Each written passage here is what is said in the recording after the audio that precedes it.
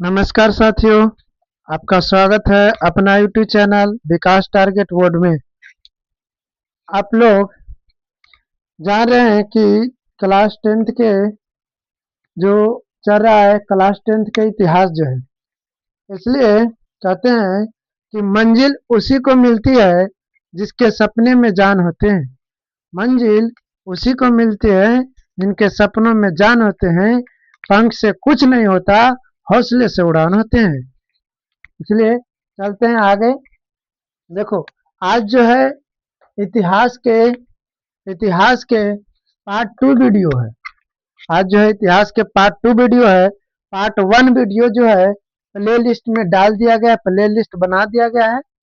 Part 2 video है जो class 10th का है, इतिहास है। ठीक है। जैसे यूरोप में राष्ट्रवाद, इसमें जो है यूरोप में राष्ट्रवाद जो पार्ट है, इसमें नेपोलियन, गैरीबाल्डी के बारे में चर्चा किया गया है। ठीक है ना।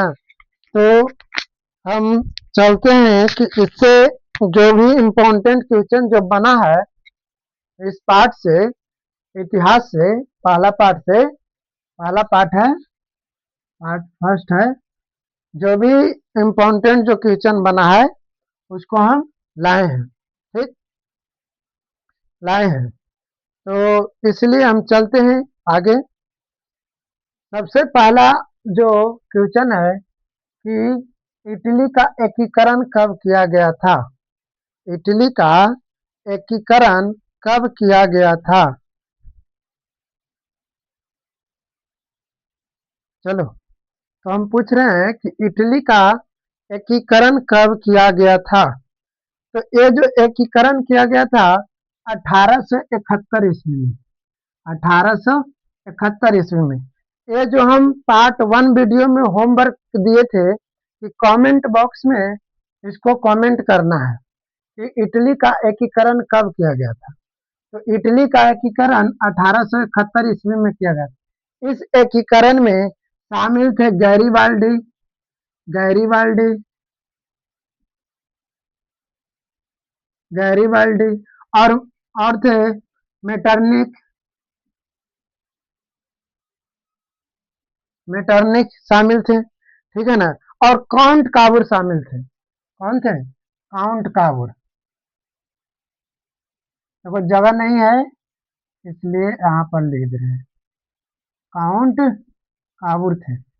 इस एकीकरण में, इटली के एकीकरण में जो शामिल थे गैरीबाल्डी थे, मेटरनिक थे और काउंट काबूर थे, जो 1871 ईस्वी में हुआ था। ठीक है। उसके बाद जो है पहला तो हो गया। इसको कुछ जो है छात्र जो है इस क्वेश्चन का आंसर कमेंट बॉक्स में दिए थे। ठीक है। तो हम बता दिए कि 1871 ईस्वी में जो है क्या किया गया था, एकीकरण किया गया था। इटली का एकीकरण हुआ था।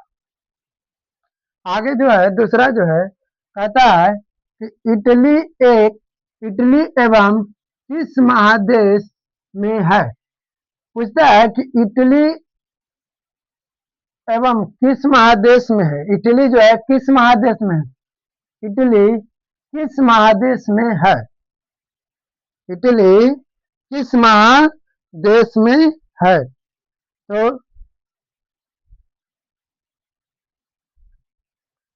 ये जो है यूरोप महादेश में है। कौन सा देश में है? यूरोप महादेश में है।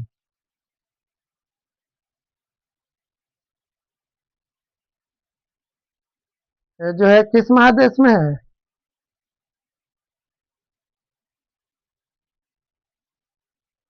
इटली जो है, इटली ये जो है यूरोप महादेश में है। कौन सा महादेश में है? यूरोप में। और यूरोप में एक और महादेश है जो कौन सा है? जर्मनी। इट, इटली भी है यूरोप में महादेश में और जर्मनी भी है इसी महादेश में, जर्मनी।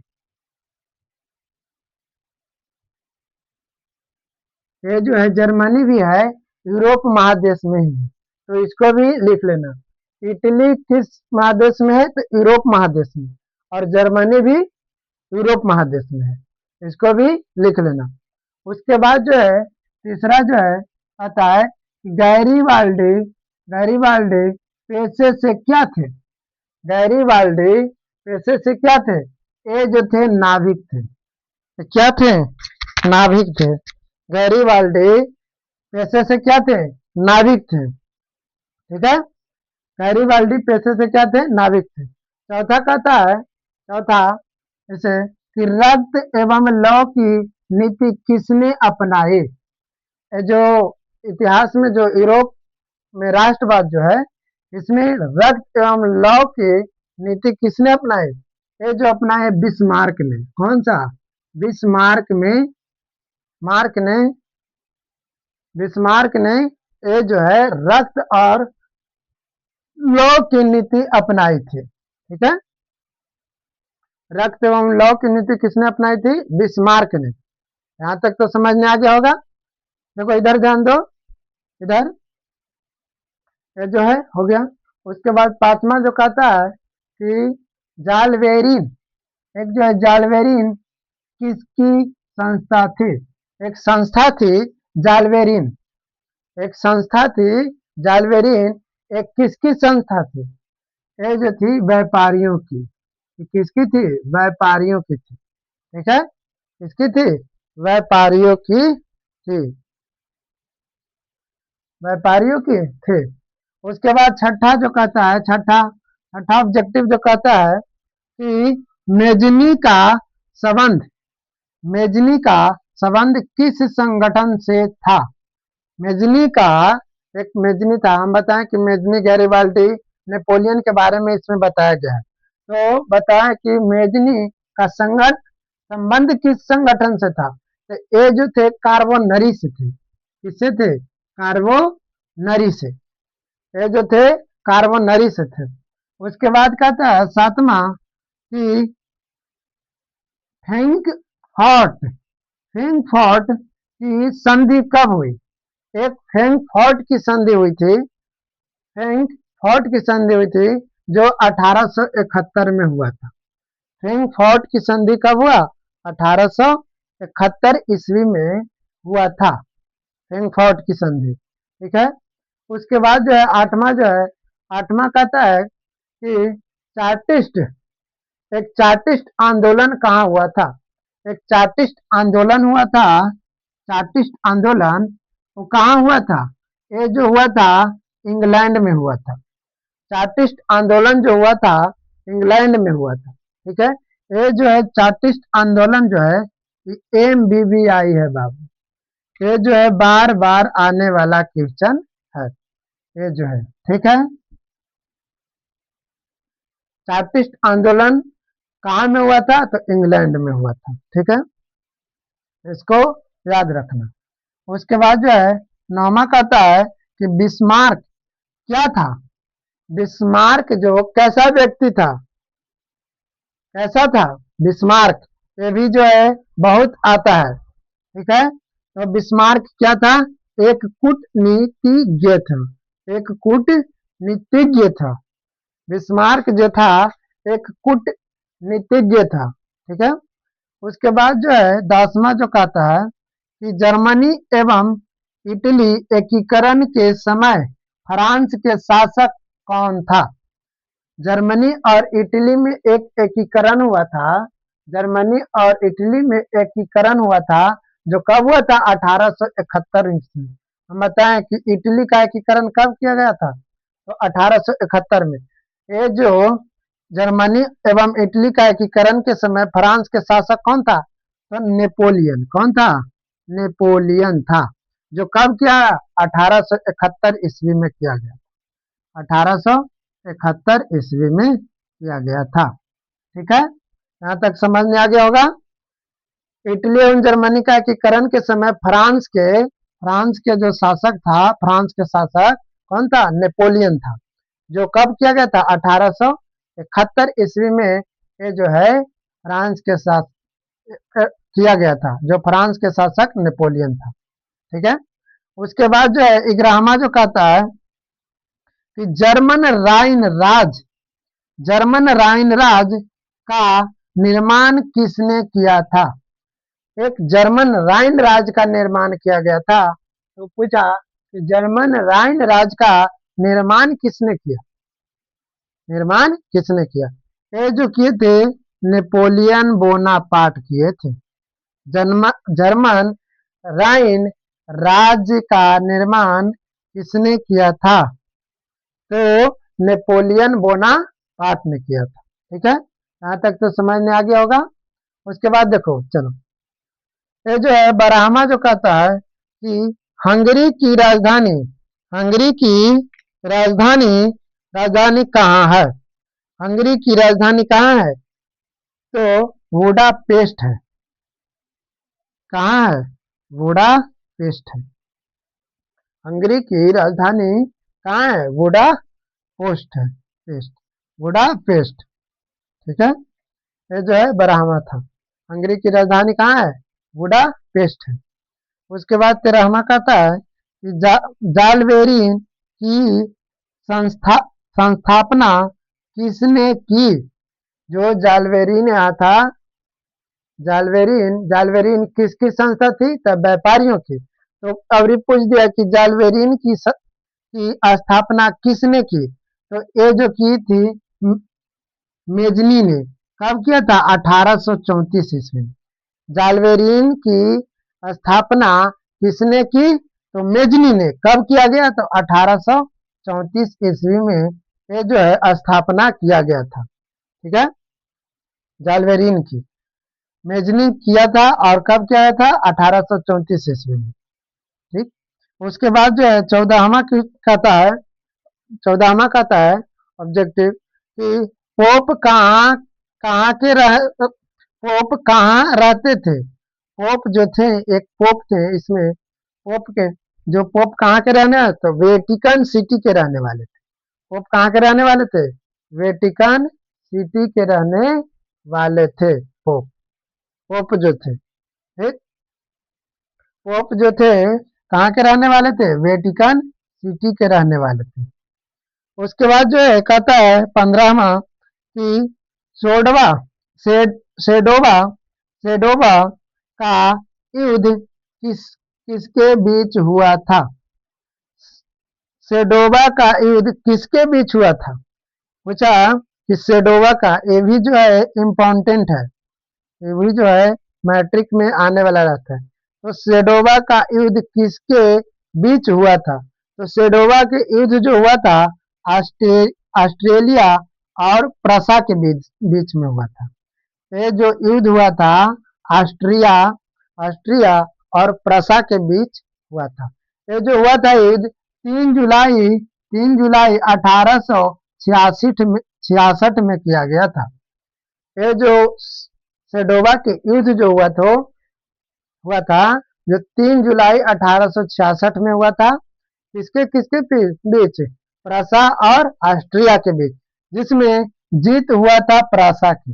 जीत किसका हुआ था, प्रसा के जीत हो गया था, और ऑस्ट्रिया को हार हो गया था। ऑस्ट्रिया को क्या हो गया था, हार हो गया था। ये जो सेडोवा का युद्ध हुआ था, किसके बीच में हुआ था, ऑस्ट्रिया और प्रसा के बीच। कब हुआ था, तो 3 जुलाई 1866 ईस्वी में।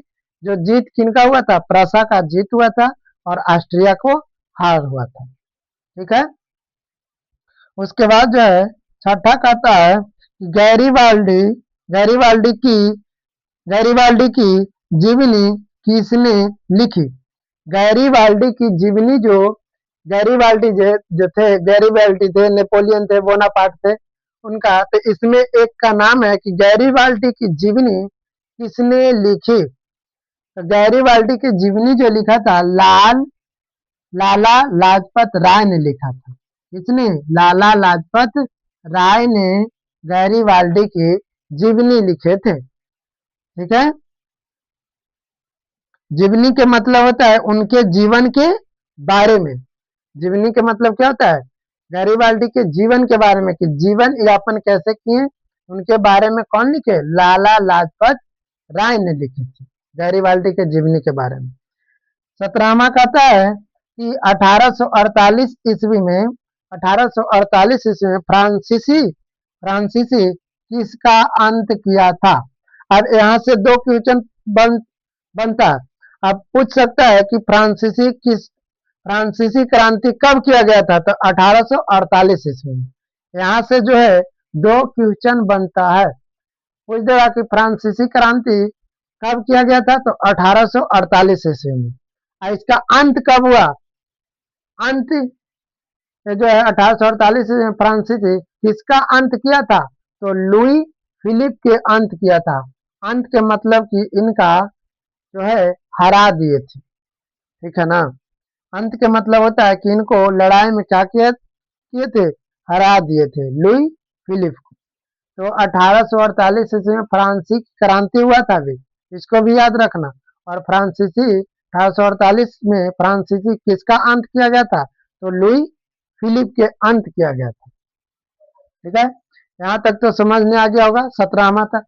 उसके बाद है 18वां, यहाँ देखो 18वां बोलता है कि वियना, 18वां कहता है कि वियना कांग्रेस के द्वारा किस शासक वंश की स्थापना की गई।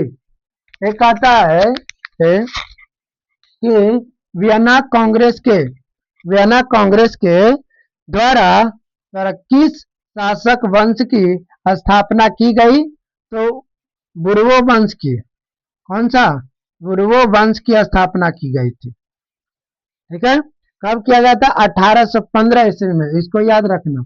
ये जो वंश की स्थापना किया गया था 1815 ईस्वी में किया गया था, बुर्वो वंश का स्थापना। ठीक है, जब में किया था, फ्रांस में किया था। ये कहाँ में हुआ था, फ्रांस में। बुर्वो वंश की स्थापना कहाँ में हुआ था, फ्रांस में हुआ था। कब, 1815 ईस्वी में। तो याद रखना कि वियना कांग्रेस के द्वारा किस शासक वंश का स्थापना की गई, तो बुर्वो वंश का। कब, तो 1815 ईस्वी में। कहाँ में, तो फ्रांस में। कहाँ में, तो फ्रांस में। कब, तो 1815 ईस्वी में।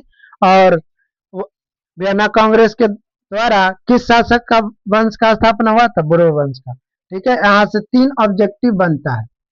ठीक, यहाँ से जो है 3 ऑब्जेक्टिव बनता है, तो तीनों का याद रखना। उसके बाद 19वां कहता है कि काउंट काबूर को विक्टर इमैनुअल, काउंट काबूर को विक्टर इमैनुअल ने किस पद पर रखा था। ये जो है कहा कि काउंट काबूर को विक्टर इमैनुअल ने किस पद पर रखा था, तो रखा था प्रधानमंत्री के पद पर। कौन सा कहाँ रखा था, तो प्रधानमंत्री के पद पर रखे थे। काउंट काबूर को विक्टर इमैनुअल ने किस पद पर रखा था, तो प्रधानमंत्री के पद पर, पीएम के पद पर। पीएम के मतलब प्रधानमंत्री। ठीक है, प्राइम मिनिस्टर, इसका फुल फॉर्म पीएम के प्राइम मिनिस्टर होता है। ठीक है, ये जो है पीएम के पद पर रखे थे। कि जो भी काउंट काबूर में ये जो है प्रधानमंत्री के रूप में रहेंगे। कौन, किसके रूप में, प्रधानमंत्री के रूप में रहेंगे, पीएम के रूप में। ठीक है, ये जो है सार्डियना पिडमोट, ये जो है सार्डियना पिडमोट के पद पर रहते थे और प्रधानमंत्री। ठीक है, उसके बाद जो है कहता है यूरोप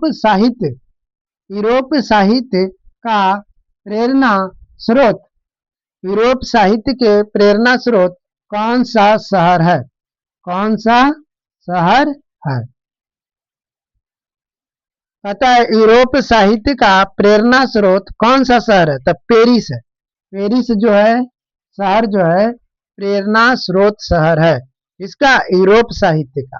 ठीक है, यूरोप साहित्य का प्रेरणा स्रोत शहर कौन सा है, तो पेरिस है। ठीक है, यहाँ तक तो समझ आ गया होगा। तो आज जो है 20 ही क्वेश्चन लिए हैं, जिसमें यूरोप के राष्ट्रवाद जो पार्ट से था ऑब्जेक्टिव क्वेश्चन। ये जो है पार्ट 2 वीडियो था, पार्ट 1 जो वीडियो डाल दिया गया है, अलग अलग प्लेलिस्ट बना दिया गया है। ठीक है, तो एक और इम्पोर्टेंट बात कि मंडे मंडे से एक और सीरीज चलने वाला है जिसे 100% पास सीरीज चलेगा। उसमें जो है ऑब्जेक्टिव रहेंगे, ऑब्जेक्टिव रहेंगे, ठीक है ना। ऑब्जेक्टिव फ्यूचर रहेंगे। ये जो है मंडे से सीरीज चलेगा, मंडे से ऑब्जेक्टिव का 100% पास सीरीज, 100% पास सीरीज।